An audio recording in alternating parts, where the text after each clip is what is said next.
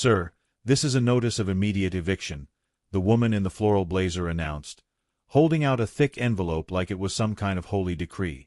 "You and your wife have 72 hours to vacate the premises." I stared at the paperwork on my own front porch, then at the small crowd of HOA board members gathered behind her like some kind of suburban firing squad. My wife Nina stood just behind me in sweatpants and a messy bun, holding a coffee mug that said "World's Okayest Human." The woman continued with authority dripping from every word. "Per Maple Ridge Estates bylaws, Section --." I sighed, reached into my back pocket, flipped open my leather wallet, and let the gold and blue glint catch the afternoon light. "Ma'am," I said calmly, "I'm a detective with the county sheriff's office. So before you finish that sentence, you might want to think about whether you're giving me an illegal eviction notice on camera." Her eyes locked on the badge. The color drained from her face like someone pulled her personality plug. The neighbors recording from across the street zoomed in. "Oh," she breathed out slowly. "Officer. I didn't realize. Let's talk about this." Nina took a sip of coffee and muttered under her breath, "Oh, we're talking now?" I'm the kind of guy who craved quiet when I got off work. As a detective, my days were noise. Radios, phones, shouting, adrenaline. So when Nina and I finally bought a small 2-story in Maple Ridge Estates, I imagined birds, barbecues, and zero drama. Then I met Pamela Stroud. Pamela was the HOA president, suburban royalty in a permanent statement necklace. Late 40s, eternally holding a clipboard, hair sprayed into a helmet that could withstand a mild hurricane. Her hobbies included sending emails with the subject line in all caps. Concern, weaponizing the phrase "per our bylaws," and treating the neighborhood like it was a gated country club instead of moderately priced tract housing. I tried to fly under the radar. I mowed the lawn, kept the driveway clear, didn't host parties, didn't even hang wind chimes. The only offense was Nina's small potted vegetable garden on the side yard, tucked behind a waist-high fence. Cherry tomatoes, peppers, herbs. Nothing crazy. First notice: unapproved vegetation installation. Please submit a landscape modification form. We did. Second notice: after we submitted the form, pending review. Do not expand garden. We didn't. Third notice: 2 weeks later, rejected. Vegetable gardens visible from any angle are prohibited. You can barely see it unless you're actively snooping, Nina said, showing me the letter. Which she is. I shrugged. We'll appeal. We follow the process. Easy. I still believed the process meant something. Pamela believed she was the process. Once the garden became a thing, Pamela went full HOA paladin. She started walking the community twice a day, conveniently circling past our house, pausing just long enough to stare at the side yard and jot vigorous notes. More letters appeared. Trash can visible from street for 17 minutes beyond allowed time. Decorative flag not on approved flag list. It was a tiny welcome spring flag with a cartoon bird. Garage door left open during daylight hours. Security risk. At one point I came home from a double shift to find Pamela crouched near my mailbox taking photos. "Everything okay?" I asked. She straightened so fast her knee cracked. "Routine inspection. For the good of the community." "Of my mailbox?" I asked. "It appears slightly off-white," she said with complete seriousness. "They must all match. It's the one that came with the house." She narrowed her eyes. "We'll see what the developer says." The emails escalated. Pamela wrote to the entire neighborhood about residents who refused to comply with community standards, and though she didn't name names, everyone knew. Maple Ridge had one curve and one problem in her mind: us. Then came the anonymous complaints. "We've had reports of shouting late at night." I replayed my Ring camera. Crickets. "We've had concerns about police vehicles parked in driveways making the neighborhood feel unsafe." I'd brought my unmarked car home once. I tried logic. I requested copies of the anonymous complaints. Pamela refused. "Confidential," she said smugly. "As president, I protect residents." "From what, Basil?" Nina snapped. The final straw came the day Pamela saw me hauling in a large black duffel bag, my gear, from my trunk. She looked at the bag, at me, at the garden, and something in her HOA-addled brain connected all the wrong dots. "I am deeply concerned about what's going on in that house," she told the board in an emergency meeting. They believed her. On a deceptively calm Saturday morning, Maple Ridge Estates HOA put on its war paint. Nina and I were watching a cooking show when there was a sharp, official-sounding knock. I opened the door to find Pamela flanked by 2 board members, all of them in business casual like they were about to audit my existence. Pamela lifted a heavy envelope.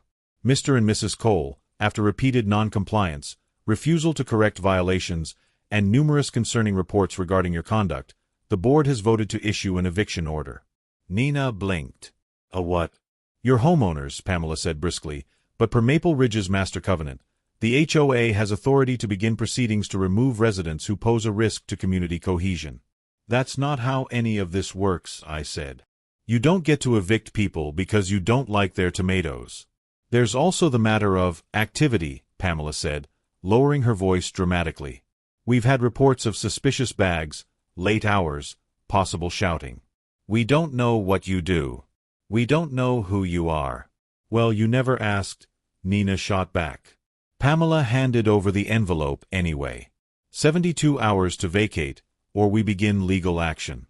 I stared at the thick stack of fake authority, then at the neighbors peeking through blinds and a couple filming from across the street. My phone buzzed in my pocket. I let out a long, tired exhale. The same exhale I had before reading a suspect his rights. "Pamela," I said slowly, "did you get an attorney to draft this?"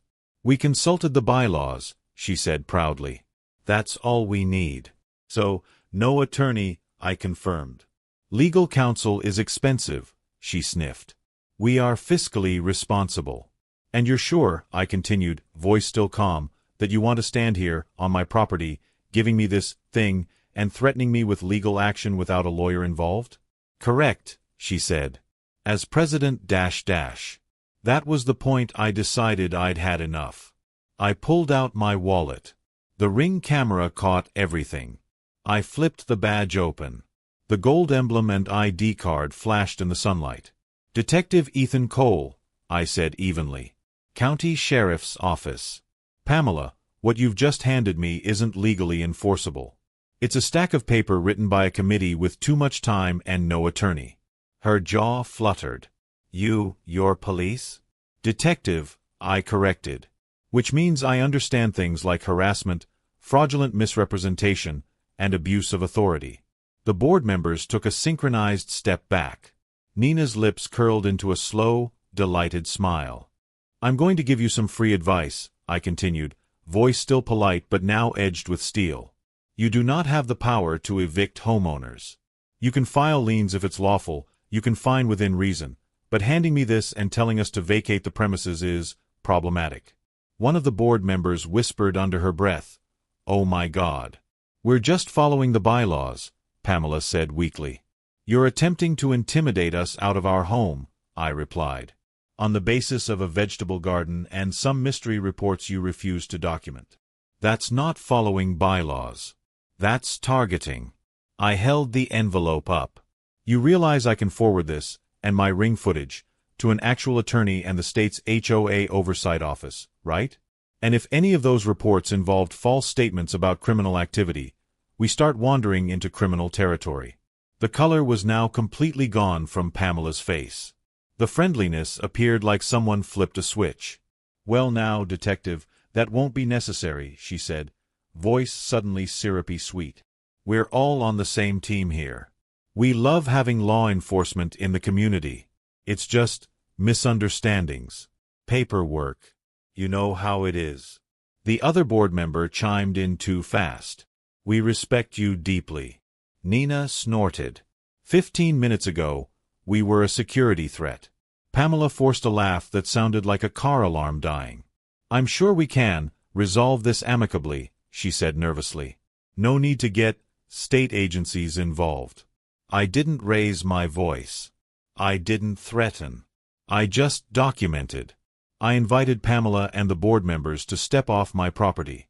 Then I calmly shut the door, walked to the kitchen table, and laid everything out. The bogus eviction paperwork. Every violation notice we'd received. Screenshots of Pamela's mass emails. My Ring videos, including this morning's show. Nina slid into the chair across from me, eyes sparkling. So, what's the move, detective? Paper trail, I said. My love language. Within 48 hours, I'd filed a formal complaint with the state's HOA regulatory office, attaching all evidence. I'd sent a copy to the county attorney's office, asking for clarification on whether threatening eviction without legal authority could constitute harassment or fraud. I'd carbon-copied Pamela and the board on a very polite email titled Concerns Regarding HOA Overreach and Potential Legal Liability. Pamela called me an hour after the emails went out. Detective Cole. Ethan. May I call you Ethan? I think there's been a huge misunderstanding. There has, I agreed. You thought you were a judge. Let's just toss that notice, she said, laughing nervously. No harm done, right? Oh, there's harm, I said. But I'm more concerned about the pattern. We can let the state sort it out. A week later, the state regulator requested the HOA's records. All of them. Violations, fines, minutes from meetings, emails referencing problem residents. The Maple Ridge Board realized, collectively, that Pamela had not been documenting concerns so much as freestyling petty vendettas into official correspondence. Residents started hearing rumors that the HOA was under investigation. People who'd quietly eaten their fines suddenly remembered. The retired guy who got a $100 fine for leaving his hose out. The young couple forced to remove their porch swing. The widow who was told her non-neutral front door wreath was disruptive. I didn't have to say a word. By the time the regulator requested an open meeting with all homeowners, Pamela's approval rating had plummeted harder than her sense of reality. The special meeting was held in the community clubhouse, where inspirational quotes about togetherness stared down at everyone like passive-aggressive angels. The state representative, a calm woman with a laptop and a stack of files, asked very simple questions. Why does your HOA have an eviction notice template? Who drafted this language? Why are fines inconsistent and disproportionately issued to the same 4 households? Why does the president repeatedly refer to residents as undesirable elements in emails?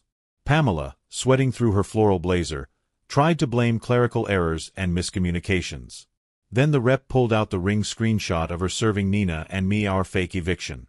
And just to confirm, the rep said, you did this without any legal counsel? Based solely on your interpretation of the bylaws? Silence. A neighbor in the back whispered loudly enough for everyone to hear. She thought she was Judge Judy. The fallout was decisive. The state issued a formal reprimand and ordered mandatory reforms to Maple Ridge's HOA policies. All questionable fines from the last 2 years were voided. Some residents got refunds. The board was required to bring in an actual attorney to redraft their enforcement procedures. And most importantly, Pamela Stroud was removed as HOA president and barred from serving on the board for at least 10 years due to abuse of authority and repeated overreach. They called it a voluntary resignation. Everyone knew it wasn't. Pamela stood frozen in the front row, her face white as paper, her mouth opening and closing like a fish out of water. 10 years, she repeated in disbelief. 10 years. The clipboard fell from her hands and clattered on the floor. Around her, residents began to clap.